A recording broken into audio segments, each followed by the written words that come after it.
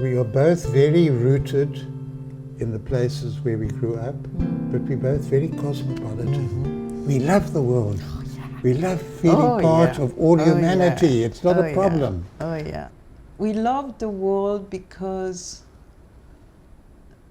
the world is always larger than where you are from or where you are used to be. It is important to see other places, to meet people who are not necessarily from your environment. It is important to, understand how the world is connected, because we are all connected. And I'm not talking about tourism, I hate tourism. But I'm talking about travel, meaningful, mindful travel, travel that are motivated and infused with curiosity, with care, with knowledge, knowledge intake, but as well as knowledge production. So that's why mobility is a political matter. I travel through literature. I travel just through reading novels. And that will take me places, just, through the story.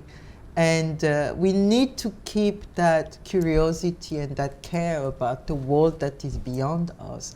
And one of the things that I always regret is this isolationism, that a lot of countries or a lot of people have, the idea that there is something to preserve.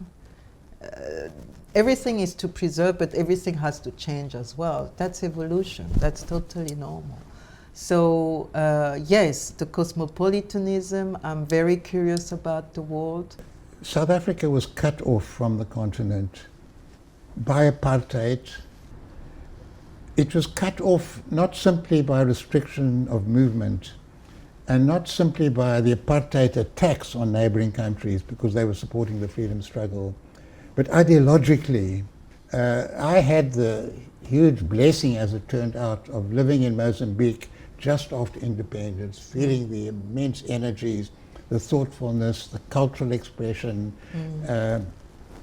and I also felt the price that Africa was paying for our liberation, and it's not known in this country. Well, because the apartheid government didn't want South Africans to know what all these other African countries are doing for the liberation of South Africa. I am a die-hard Pan-Africanist. I don't think that there are Senegalese or Cameroonians or South African and Congolese. Of course they are, but we are all Africans. And I think that the entire continent belongs to me, and I belong to the entire continent, from Tunis to Cape Town and from Dakar to Djibouti. So I always lived my Pan-African ideals in my work, in my life, in many ways. So me coming to South Africa was just going to another part of my big home, which is Africa.